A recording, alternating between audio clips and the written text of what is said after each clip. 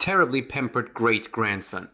Meghan and Harry, Queen's worst fears have been realized thanks to Netflix. A brutal truth about Sussex's relationship with the late Queen is revealed in the trailer for a new docuseries.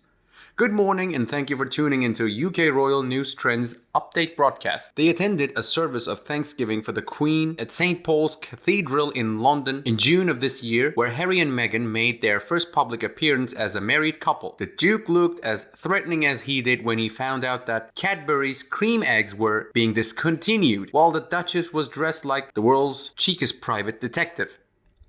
However, there was only one story that interested the crowd: the drama of the back row. The two, once considered to be among the royal troop's most important members, were now being lumped in with all the cousins, those down in the double-digit wilderness in the line of succession, while the live TV cameras broadcasted their every move. It was the ouch heard round the world, and in this case, vengeance was served with a steely heart. As time has passed, however, we have learned that the Sussex's 5-day trip back to UK in late May and early June involved more than just paying tribute to a world leader and Gan, who had made history while still remembering to send Christmas gifts to her great-grandson in California. It seems likely that they were tasked with something as well. A series of photos that look like they were taken by a professional photographer during the family's Jubilee trip can be seen in the first trailer for the second volume of the Sussex's eponymous Netflix documentary series, a ridiculous sentence in and of itself. Two possibilities jump out at us here. To begin, Harry and Meghan are extremely picky, so they insisted on only the highest quality photographs for the family album documenting their trip to the United Kingdom. Or, alternatively, the Sussexes might have been allowing a snapper onto royal lands to gather material that has made its way onto global TV screens while the UK came together to celebrate the Queen's dedication and duty, and at a time when Her Majesty was reportedly fighting bone cancer. You don't have to be a die-hard monarchist who wears Union Jack underwear every day for the week to think this is a bit of rubbish. Now for the knockout punch. To top it all off, Harry and Meghan filmed their 6-hour attempt to bring down the royal family in the hopes that it would be released while Queen Elizabeth II was still alive. Therefore,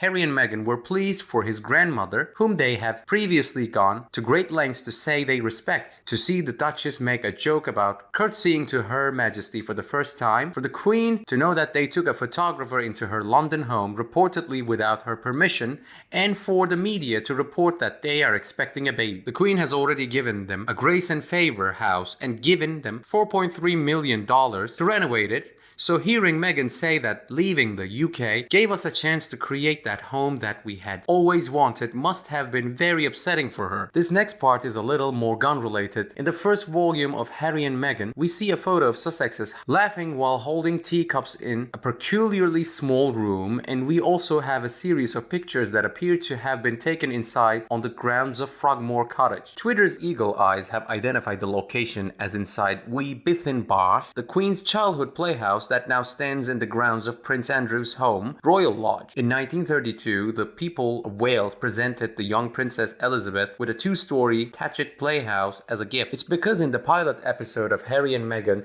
there were shots that looked like they were taken in Buckingham Palace in March of 2020. The couple is allegedly responsible for what a source at Telegraph called a genuine violation of the Queen's household, that last week they were accused of inviting a photographer inside one of the most recognizable royal residences without first obtaining permission from the monarch. The irony here is that Harry and Meghan seem happy to breach the Queen's private spaces, but will quickly call in the lawyers at the first hint that their family's privacy has been breached by the media. Every slam, criticism, and private snap was included at a time when the former Queen was still on the throne. The show was not shot and canned with the proviso that it is only screened after the nonagenarian trooper had patted her last racehorse and passed away. Page 6 reported in October that the Duke and the Duchess were having the second thoughts and that they wanted to walk back content that they themselves had provided after the centenarian's death, but a source also said at the time Netflix is standing by the filmmakers. Do not forget that they wanted Her Majesty to endure this storm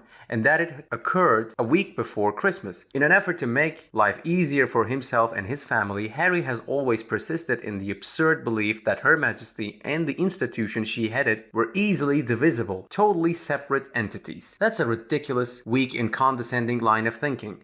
Although the Queen's physical health was deteriorating, in her final year, she always retained her razor-sharp wit. Unlike previous monarchs who had to rely on an ever-shrinking inner circle of trusted retainers in their later years, the Queen maintained complete control right up until her death. This was no weak phantom of a former monarch. Rather, it was a woman who remained in command until the very end. How would the Queen have felt if she had seen her grandson and granddaughter-in-law launch a new 6-hour global campaign targeting not only the monarchy but also the Commonwealth, an organization of which she was immensely proud? How did she feel about having several of her properties used as scenery in the Sussex's glossy anti-palace campaign? How would she have felt as the CEO dealing with the aftermath of the Sussex's latest prime time tantrum a week and a half before Christmas? Although Her Majesty was known to be a fan of the BBC police drama Line of Duty, it is possible that she did not actually watch the show. The royal couple's much touted respect for the Queen seems to have been forgotten in their haste to share their truth and secure a lucrative Netflix deal. As a parting shot, I offer that maybe the pinnacle of irony. With not an ounce of self-awareness, Harry remarks, "It is amazing what people will do when offered a huge amount of money," in reference to the paparazzi onslaught Meghan endured. $500,000 for photos that will be used to create fictional accounts. Indeed it is. The answer is yes. Is that so?